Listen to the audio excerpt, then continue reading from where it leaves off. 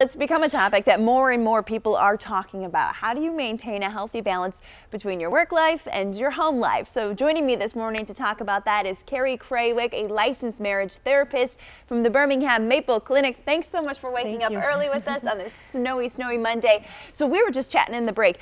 There's a lot of people who just feel so overwhelmed, so many different things on their plate right now. How do we even begin to handle it all? Absolutely. Part of what we can do is really just set reasonable goals for ourselves. None of us are Superman or Superwoman, so to say we're going to be the perfect spouse, the perfect parent, the perfect employee is really just too much.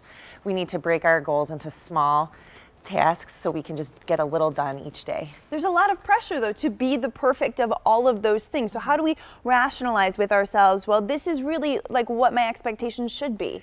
So one great thing is to avoid the word should. Often we measure ourselves in a yardstick and compare ourselves to everybody else. What are they doing? We should be doing that. But we're each different in age and personality and relationship. So we need to make our goals just for ourselves. What's important?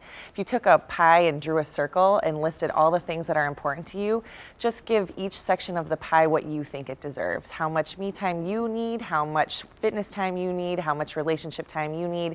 Make your pie just unique to you. That's good. Don't you think like social media puts a lot of this pressure on us because it's the highlight reel of everyone else and you're like, my house does not look like that, my dinner does not look like that, my children do not look like that. That's right. So that's where we get into that trouble with should. When we say I should look like this, or I should be doing that, or I should do more, I should be at every basketball game because this other parent is at every basketball game, we really get into trouble. We feel a lot of guilt, and guilt is a really good sign we've extended ourselves beyond our boundaries. So if you're feeling bad often about things, there's a good chance you need to set better boundaries for yourself. We're talking about me time, but there's also just responsibilities. I have dishes, I have laundry.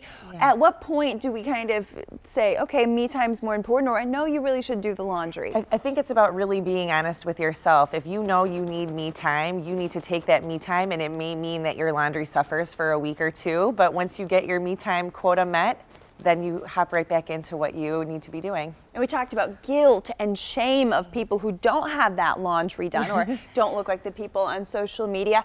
How do we kind of cope and make it okay for ourselves without just giving ourselves a free-for-all, express to do whatever we want? Absolutely. Well, guilt is the feeling that you've done something wrong, and shame is the feeling that you are someone bad. So if you're not doing anything wrong, and if you still have your family's good intents at your heart, then just because your laundry isn't done, or maybe a lunch didn't get packed, it didn't mean you did something wrong or you are someone bad.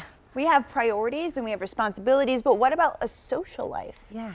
Well, you need to make time for all of those things if they're important to you, but they don't always have to look like you said on social media, meeting up with your friends. It might mean sending cute texts here and there, or sending a little picture, or even putting a Post-it note in your spouse's or your kid's bag. You can let people know you're thinking about them and they're important to you without actually cutting into your time. Carrie, all great tips. Thank you so much for joining us this morning. How can people get in touch with you? They can reach me at Birmingham Maple Clinic, which is www.birminghammaple.com. Let yourself have a nap today, huh? National Napping Day. Stay with us. We'll be right back after the break.